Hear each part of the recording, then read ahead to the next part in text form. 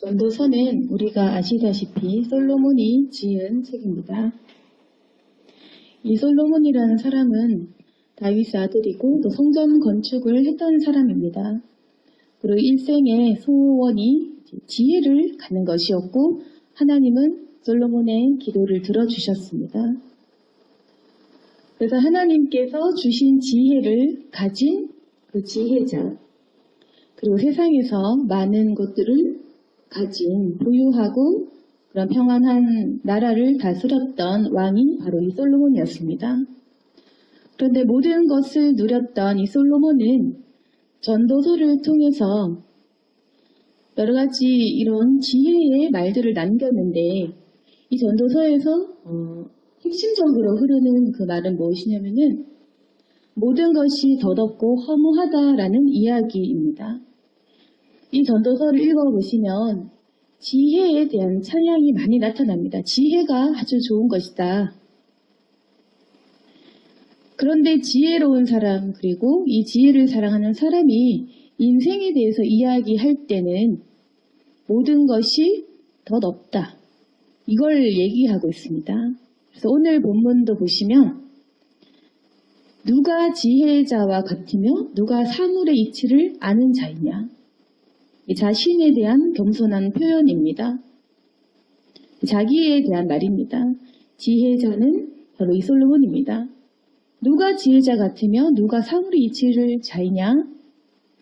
사람의 지혜는 그의 얼굴에 광채가 나게 하나니 그의 얼굴에 사나운 것이 변하느니라.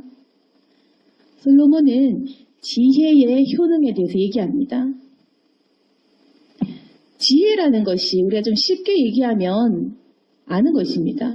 쉽게 말하면 지혜는 아는 것, 사물의 이치를 아는 것, 그리고 진리를 아는 것. 무엇이든지 이 지혜라는 것은 어떠한 것을 아는 것입니다. 근데 이 아는 것, 무언가를 깨닫는다. 남이 알지 못하는 것을 안다. 그렇게 되면 어떤 효력들이 있냐면은 이 8장에서 말하는 것은 얼굴에 광채가 난다. 이렇게 얘기하고 있습니다. 마치 모세가 변화된 것처럼 하나님을 만나고 나서 그 얼굴에 빛이 확 난 것처럼 하나님을 만나는 사람은 얼굴 빛이 변하고 이 지혜라는 것은 사람의 얼굴에 이 사나운 것이 변하게 합니다. 속에 있는 것들이 드러나는 순간입니다.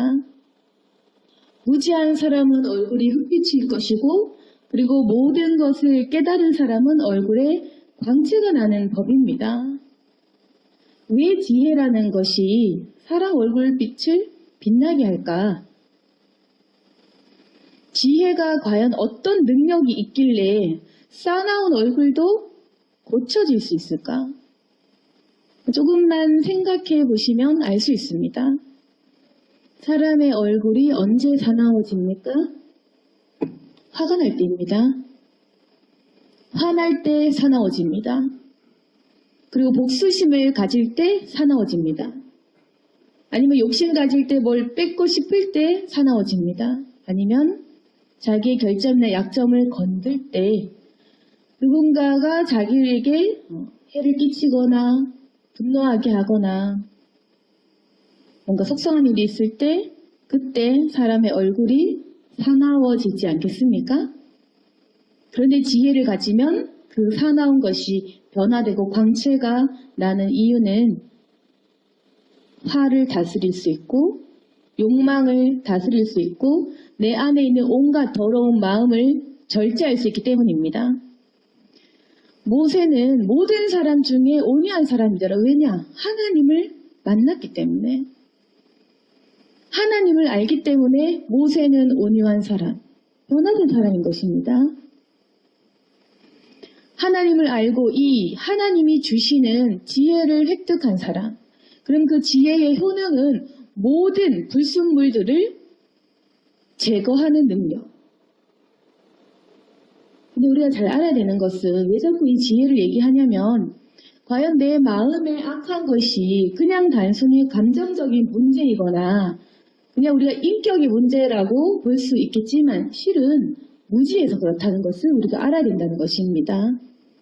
사람의 인품과 그리고 감정적인 문제와 내 얼굴빛과 이런 모든 것들이 어쩌면 뭘 몰라서 그럴 수도 있다는 것입니다. 제가 좀 정답을 먼저 얘기하고 싶은 것은 뭘 모르느냐면 하나님 몰라서 그럴 수도 있다는 것입니다. 하나님 몰라서 내 감정에 절제가 안 되고 화도 나고 복수심도 생기고 사나워지고 싶고 분노하고 싶고 욕하고 싶고 막 그런 것입니다. 하나님을 모를 때 그렇게 된다는 겁니다. 욕망대로 죄대로 그냥 하고 싶은 대로 그냥 세상은 분노를 일으키고 분노를 일으키는 존재들이 분명히 있고 우리 주변에 내 옆에도 있기 때문에 하나님을 알지 못하면 우리가 사나운 사람이 될 수밖에 없는 겁니다. 그런데 하나님을 알고 이 지혜가 생기면 변화되고 내 마음을 극복하고 무언가를 깨닫게 되면 이 얼굴에 강체가 확 나는 겁니다. 그래서 이 전도자는, 이 전도서를 기록한 솔로몬은 자기가 깨달은 것을 쓰고 있습니다. 이 사람은 무엇을 깨달았길래 얼굴에 강체까지 나느냐? 자기 안에 있는 이 사나운 마음을 어떻게 다스린 것일까? 오늘 본문을 통해서 알 수 있습니다. 왜 이 사람은 지혜를 가지고 이 얼굴에 광채가 날 정도로 그렇게 됐냐? 이 사람이 보는 이 세상은 어떠한가? 근데 그걸 이제 얘기하기 전에 솔로몬은 먼저 자신의 권위에 대해서 이야기합니다. 일단 이 솔로몬이 권하고 있는 것은 무엇이냐면은 이 전도서를 기록하면서 백성들을 가르치려고 자기에게 있는 지혜를 가르치고자 할 때 먼저 왕의 명령을 지키라라고 얘기합니다. 다시 얘기하면 전도서를 통해서 어떤 대단한 지식을 사람들에게 알려주고 싶은데 그 지식을 얘기하기 전에 먼저 자기의 명령을 지킬 것을 이야기하고 있다는 것입니다. 왕의 명령을 지켜라. 나 솔로몬의 말을 들으라는 겁니다. 백성들은 먼저 왕의 명령을 지키라는 것입니다. 왜 그렇게 얘기했냐면 이것 또한 지혜이기 때문입니다. 이것이 아주 중요한 포인트이기 때문입니다. 이미 너희가 하나님을 가르쳐 맹세했지 않냐. 왕의 취임식을 할 때 백성들은 하나님 앞에서 왕에게 복종하기로 맹세하고 서약한 사람들입니다. 그럼 이미 너희가 하나님에게 맹세했고 그 권위대로 행할 때 왕의 명령을 지켜라. 그래서 3절부터 보시면 왕 앞에서 물러가기를 급하게 하지 말고 악한 것을 입삼지 마라. 배신하거나 반역하지 말라는 겁니다. 왕은 자기가 하고자 하는 것을 다 행함이니라.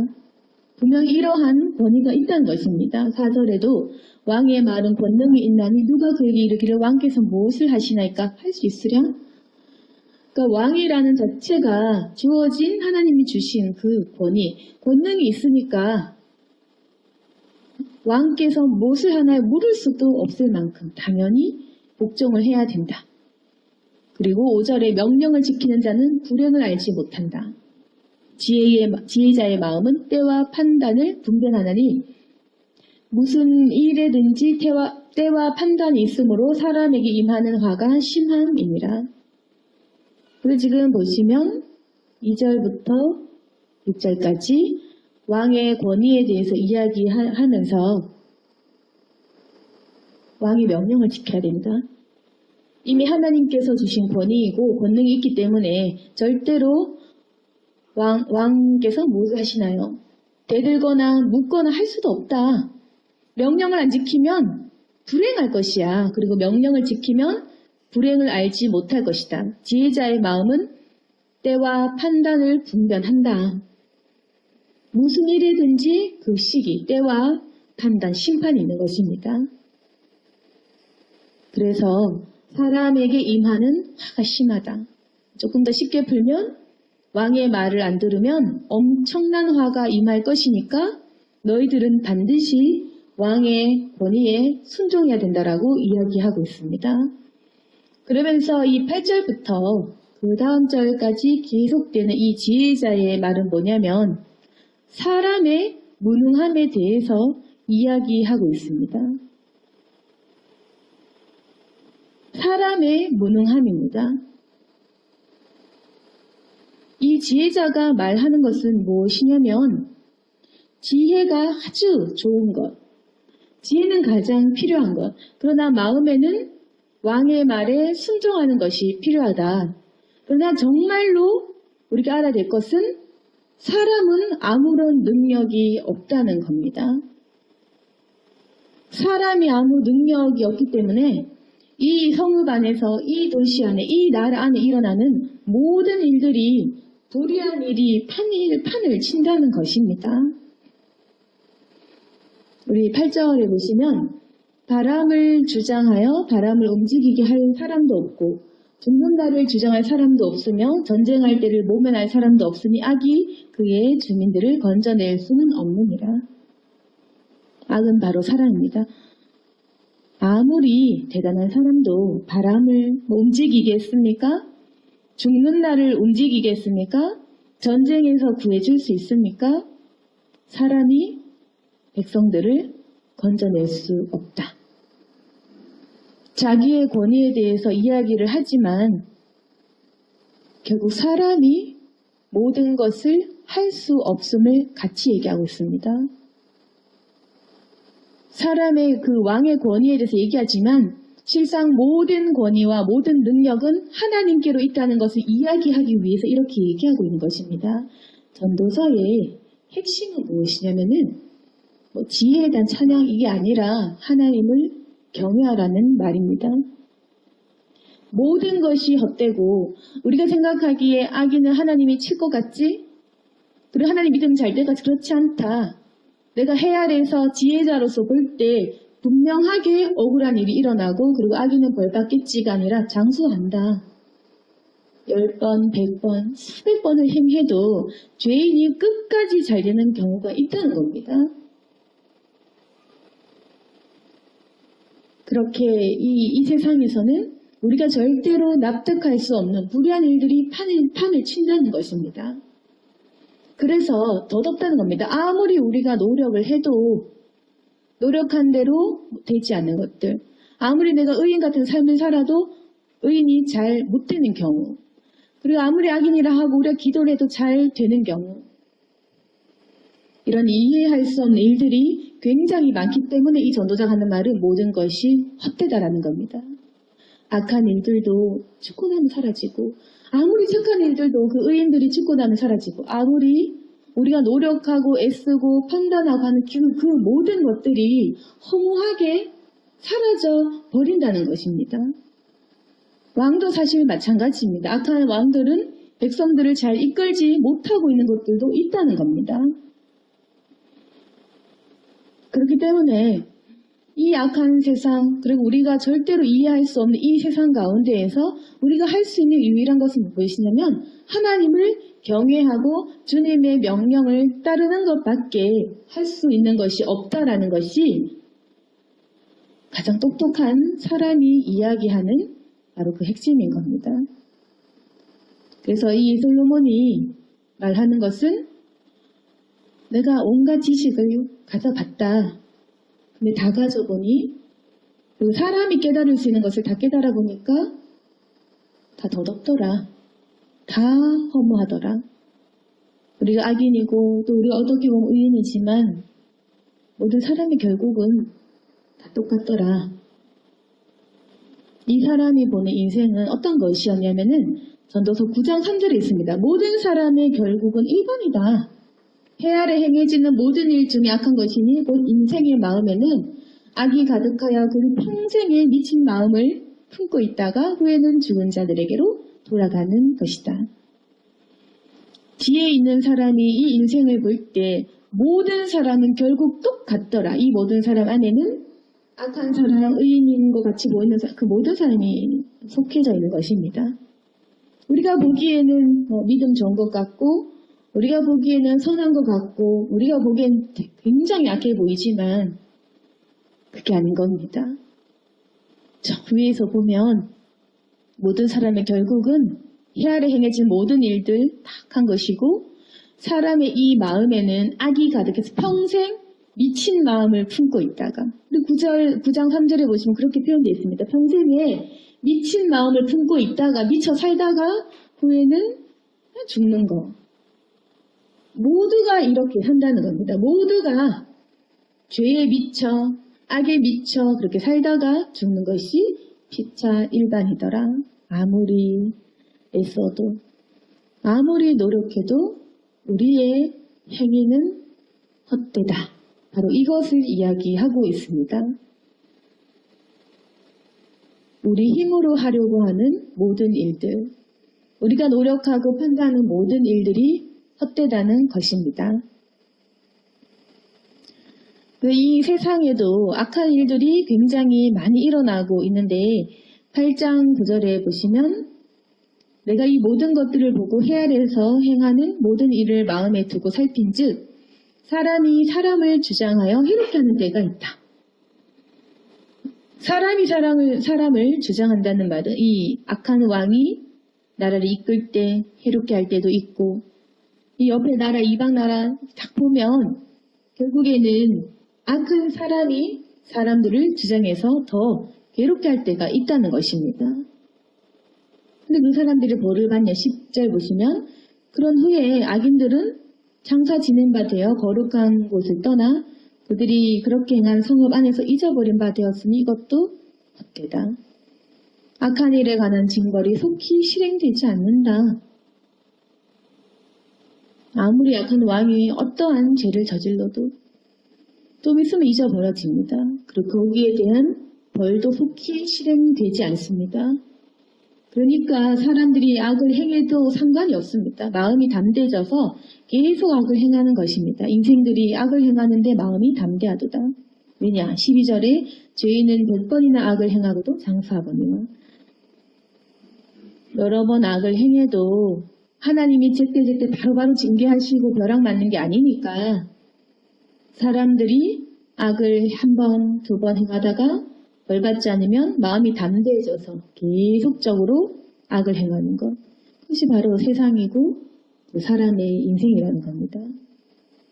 그런데 우리가 이 전도자가 그렇지만 이야기하고 싶은 것은 무엇이냐면은 우리가 눈으로 봤을 때 지금 이 현세에는 착하든 못났든 죄를 짓든 안 짓든 계속해서 이 불의한 일이 있고 또 죄인이 잘 되는 것 같고 그런 일들이 있지만 정말 하고 싶은 말이 8장 12절에 보시면 내가 아노니 바로 이겁니다. 내가 아노니 이게 지금 원문에 보시면 키라는 그 접속사로 시작합니다. 키, 깜, 요대아, 아니 이렇게 시작합니다.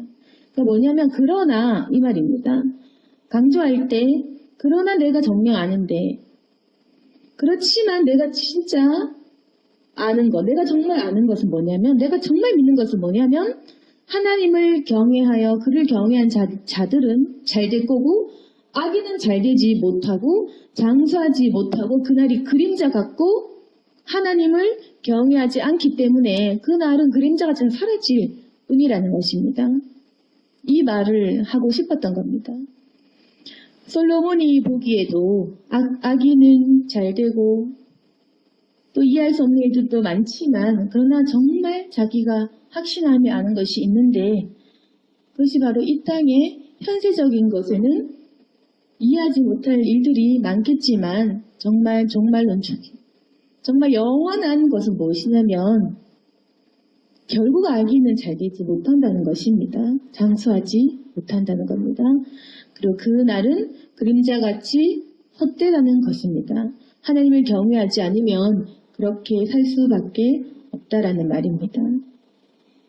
그래서 우리가 알아야 될 것은 지금 이 땅에 살아갈 때 악한 사람들이 잘 되고 또 죽는 날까지 잘 되는 것을 본다 할지라도 그것이 당연하게 우리가 받아들여야 됩니다. 그럴 수도 있다. 솔로몬도 봤지만 그럴 수 있다. 악인들이 다 잘 되는 것 같이 보일 수 있다. 그러나 그것이 다가 아니라는 것입니다. 진짜 그게 끝이 아니라는 겁니다. 하나님께서 마련해둔 그 정한 시기와 때가 있고 그 영원한 그 때가 있습니다. 종말론적인 그 심판의 때가 있습니다. 그 때에까지 가봐야 하는 것입니다. 정말 우리가 정녕 알 수 있는 것은 결국 하나님을 경외하는 사람이 잘 되는 그 믿음을 가지고 있어야 되는 겁니다. 준비된 사람으로 준비되어서 주님 다시 오시는 날까지 우리가 이 의인으로 옷 입은 우리들이 하나님을 따르며 경외하며 살아야 된다는 것입니다. 그러나 이 전도자가 강조하는 것은 무엇이냐면은 악한 사람을 악하다 말하고 의인인 사람은 의인이다 얘기하지만 정말 헛되다. 그래서 이 사람은 8장 15절에 무슨 희락을 찬양한다. 차라리 사람이 먹고 마시고 즐거워하는 것보다 더 나은 게 이 세상에 없다. 하나님이 살게 하신 우리의 이 인생 모든 날 동안 정말 중요한 것은 먹고 마시고 즐거워해라. 근데 우리가 이 문장을 잘 이해 못하면 그럼 먹고 마시고 생각 없이 놀라는 건가? 그게 아닙니다. 재즈라는 말과는 다릅니다. 이게 이 깊은 뜻은 뭐냐면 내려놓아라는 겁니다. 내가 악인이지, 내가 정말 죄지었지, 나 너무 힘든 죄책감을 갖지만 피차일반이다. 또 내가 너무 노력을 하니까 의인이 되고 싶고 난 정말 열심히 살아야 되고 정말 믿음 생활을 잘해야 되겠고 피차일반입니다. 내려놓으란 겁니다. 악인도 없고 의인도 없이 모든 사람은 미쳐서 미친 마음을 품다가 돌아가는 것. 우리가 아무리 노력을 하고 열심히 다름박질하지만 피차일반 다 거기서 거기입니다. 우리가 보기에는 내가 좀 떨어지는 것 같고 우리가 보기에는 어떤 사람이 잘 되는 것 같고 또 우리가 보기에는 어떤 사람은 잘 풀리는 것 같고 경쟁심과 질투와 열등감을 가지기도 하지만 피차 일반이라는 것입니다. 그렇게 할 거 없다. 마음 편하게 살아라. 그래서 이 문장을 그냥 먹고 마시고 그냥 놀면 되지 이게 아니라 이 전도자는 이 마지막에 자기가 하고 싶은 얘기를 할 때 이제 12장 끝절에 보시면 이래 결국을 들었으니 하나님을 경외하고 하나님 명령 지켜라. 그게 사람의 본분이다. 하나님은 모든 행위와 모든 은밀한 일을 선악간에 심판하시리라. 이것을 가지고 지금 얘기하는 것입니다. 이 전도자가 말하는 허무함과 인생에 대한 불의함과 그리고 사람에 대한 어떤 허무한 것들, 좋은 일이든 나쁜 일이든 모든 이 허무한 것들에 이 사람이 가지고 있는 주제와 중심, 사상과 가치관은 뭐냐면은 하나님을 경외해야 된다. 그리고 하나님의 명령을 지켜야 된다. 그리고 하나님은 우리의 행위를 심판하실 거야. 이 세 가지를 가지고 이 전도서를 썼다는 것을 기억해야 됩니다. 그래서 이 사람이 허무하다 할 때 그 모든 허무한 일이 있겠지만 하나님이 선악간에 심판하실 것이라는 믿음을 가져야 되고 이 사람이 인생이 덧없다라고 표현을 할 때 그 인생에 덧없는 이 허무한 것들 속에 하나님을 경외하는 것만이 답이라는 뜻이고 그리고 그저 즐겨라는 말은 하나님의 명령을 지키는 그 틀 안에서 이야기하는 것입니다. 그래서 전도서 쭉 읽어보면 공부하는 것도 몸 피곤하고 뭘 하는 것도 피곤하고 다 덧없다고 얘기합니다. 모든 것이 어릴 때나 젊을 때나 그 시절 다 덧없이 흘러가버린다. 뭘 그렇게 애쓰고 잡으려고 하고 그렇게 욕심을 가지고 하느냐. 지혜를 가지게 되면 많은 것을 내려놓게 된다. 인생의 덧없음을 알고 지혜를 가지면은 모든 것을 자유할 수 있는 능력이 있는 것입니다. 그래서 지혜를 가지면 우리 얼굴에 광채가 난다는 것입니다. 그래서 사실 이 지혜는 사람의 욕심을 내려놓을 수 있는 지혜. 하나님을 만나면은 이 인생의 욕망과 욕심을 내려놓을 수 있는 것들이 생깁니다. 하나님을 만나면 영원한 것을 붙잡게 됩니다. 그래서 쓸데없는 모든 것들이 저절로 내려놓게 되는 것입니다. 가장 좋은 것을 만나면 그동안 나를 붙들고 있던 아주 사소한 것들이 사라진다는 것입니다. 그래서 하나님을 만나고 경외하는 것이 가장 큰 지혜이고 그 지혜는 우리를 자유롭게 하고 우리를 지금 속박하고 있는 모든 감정과 일들과 상황들에서 더덥고 허무함을 깨닫게 되고 우리가 지금 붙잡고 있는 것들을 내려놓게 되는, 그래서 사람의 영혼이 자유롭게 되고 우리가 참으로 인생의 즐거움을 정말로 누릴 수 있게 된다는 것입니다. 그것이 바로 지혜로운 솔로몬의 그런 결론이었습니다. 결국 할 수 있는 건 없다. 우리가 뭐 전도 많이 한다고 믿음 좋다고 다 더럽다는 겁니다. 그냥 뭘 하고 뭐가 되고 또 뭘 짓고 이게 다 중요한 것이 아니라 그냥 즐겁게 살아라. 더 높다. 죽고 나면 더 높다. 우리가 언제 어느 때 천국 같이 알게 무엇이겠냐. 지금 하나님 안에서 그냥 주님 안에서 주님 경외하고 주님 명령 지키면서 주님 주시는 것을 먹고 마시고 즐거워하는 거 그게 다야. 내가 지혜를 가져보니 인생이 별거 없더라. 그냥 하나님 앞에서 즐거워하는 거, 그냥 하나님의 경외 그게 다이더라. 그렇게 솔로몬은 우리에게 권하고 있습니다. 그러니까 이 말을 잘 새겨보기를 원합니다. 모든 사람은 그런 악한 미친 마음을 품고 있다가 후에는 죽는 거. 이 인생 속에서 많은 덧없는 것들을 우리는 어쩌면 붙잡고 살아가고 있는지도 모릅니다. 누군가를 질투하고 부러워했습니까? 그리고 그 악인이 끝까지 잘 되는 것을 보면 의아했으니까 상관없습니다. 지금은 그럴 수 있고 그게 당연합니다.